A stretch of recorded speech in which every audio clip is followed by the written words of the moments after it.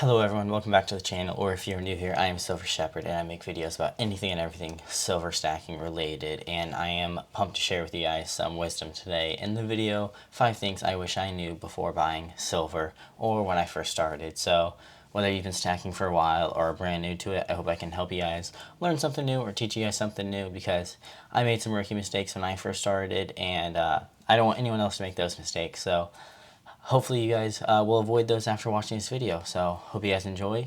Sit back and relax, and let's get straight into it. Okay, so the first thing I wish I knew some information about was that premiums are a huge deal, and they are not all the same. When I first started, I thought the price of silver was just the spot price, the price that was displayed online, but it cannot be further from the truth. Every silver coin or round or bar comes with a premium, which if you don't know what the premium is, it's the cost above the spot price for things like minting or distribution.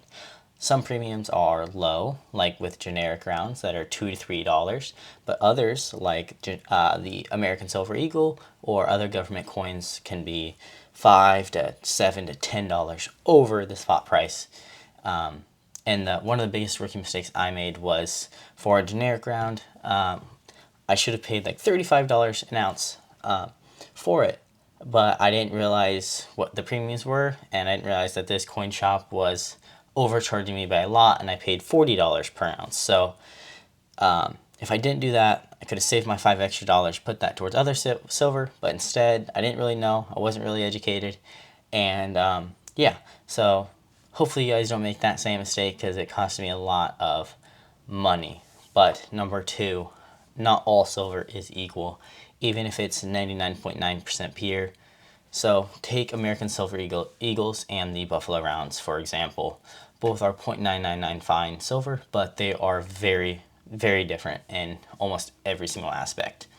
I learned this kind of the hard way when I assumed that they were the exact same coin, just different designs. But the American Silver Eagle are U.S. minted coins, government backed, with dollar face value, which means they're legal tender, which is this coin right here. If you do not know, you can spend that as a dollar, and yeah, they have high anti-counterfeiting features like reeded edges and super detailed designs. Plus, they're very recognizable everywhere in the world, not just in America. So it makes them very liquid and very easy to sell.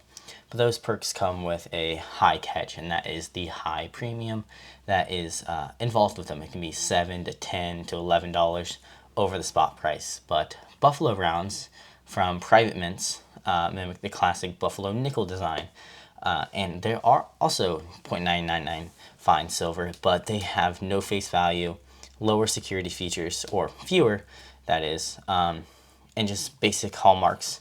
They're way cheaper, with premiums $2 to $3 over. So if you are first building your stack, you should probably go with the Buffalo Rounds. They're a bit cheaper, help build your foundation and everything like that.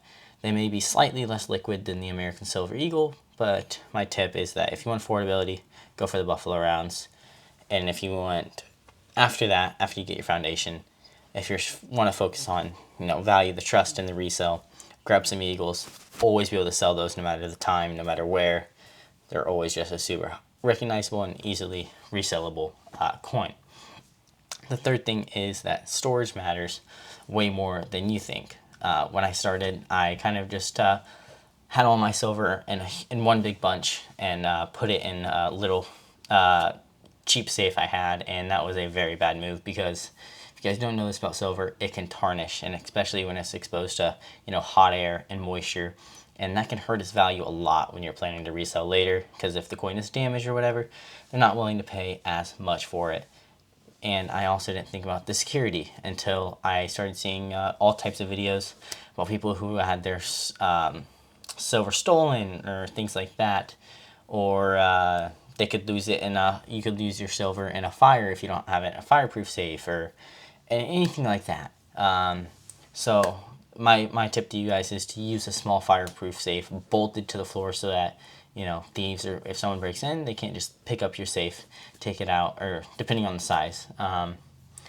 But also, you should think about keeping some silica gel packets in your silver safe to prevent tarnishing or wear on them.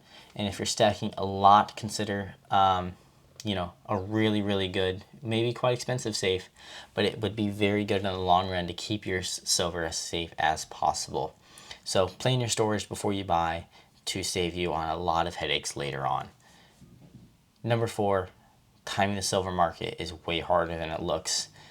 Some people, and even myself, used to obsess over buying at the perfect time, the perfect price, and waiting for the spot price to hit a rock bottom. And the spoiler is, I missed out on a lot of good buys because I was trying to outsmart the markets.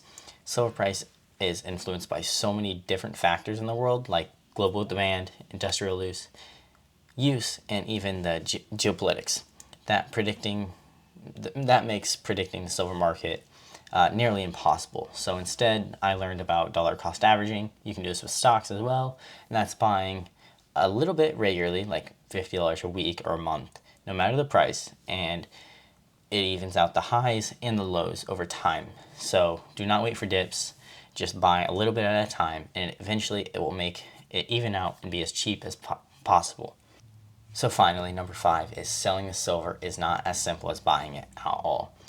Whenever I first had to sell some coins due to an emergency, I thought I could just walk in, give them my silver, I could walk out with cash and get it at the spot price, but I was very wrong. Whenever you go to sell, dealers often pay below spot by a couple dollars or whatever like that, because they need to make a profit when it goes time to resell, and they don't know what's going to happen with the market. So they will always take you down a bit. Obviously, if you have a Buffalo, they'll take you quite a bit down spot. If you have an American Silver Eagle or one of those, you might not go as far down below when you're going to resell.